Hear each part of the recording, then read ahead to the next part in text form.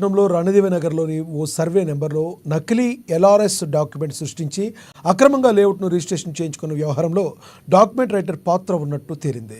సదరు document writer తమ సంఘంలో సభ్యుడు కాదని, ఈ విషయంలో తమకు ఎలాంటి సంబంధం లేదని అసోసియేషన్ తరపున ఈ చర్యను తీవ్రంగా ఖండిస్తున్నామని డాక్యుమెంట్ అండ్ రైటర్స్ అసోసియేషన్ అధ్యక్షుడు ఖాదీర్ తెలిపారు. ఈ మేరకు రిజిస్ట్రేషన్ కార్యాలయం ఎదుట నిరసన చేపట్టారు. సదరు బాధ్యుడిపై చర్యలు తీసుకోవాలని, తమ అసోసియేషన్ అనవసరంగా బద్దం చేయవద్దని పేర్కొన్నారు. వీరికి రియల్ ఎస్టేట్ అసోసియేషన్ అధ్యక్షుడు పత్తి ముజాయిద్ ఆధ్వర్యంలో మద్దతు తెలిపారు. నకిలీ డాక్యుమెంట్స్తో ఇలాంటి రిజిస్ట్రేషన్లు చేసినట్లయితే వెంటనే వాటిని రద్దు చేయాలని డిమాండ్ చేశారు.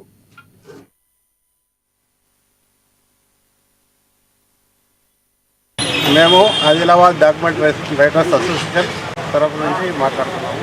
ఈరోజు సాక్షిలో మరియు జ్యోతి పేపర్లో ఒక ఆర్టికల్ వచ్చింది. దానిలో డాక్యుమెంట్ రైటర్లు మిస్గైడ్ చేసి ఫేక్ డాక్యుమెంట్ తయారు చేసి ఎల్ఆర్ఎస్ తయారు చేసి డాక్యుమెంట్ చేసిందని చెప్పేసి దాని గురించి వివరణ ఇస్తున్నాం. ఆ డాక్యుమెంట్ మా డాక్యుమెంట్ రైటర్ల ద్వారా కాలేదు, మా అసోసియేషన్లో ఆయన లేడు. ఆ ఫేక్ డాక్యుమెంట్లు అయినాయి. దాని గురించి సబ్ రిజిస్ట్రార్ గారిని మేము అడిగితే సబ్ రిజిస్ట్రార్ గారు మన పోలీస్ స్టేషన్కి పోయి ఇప్పుడు కంప్లైంట్ ఇచ్చేదానికి పోయారు.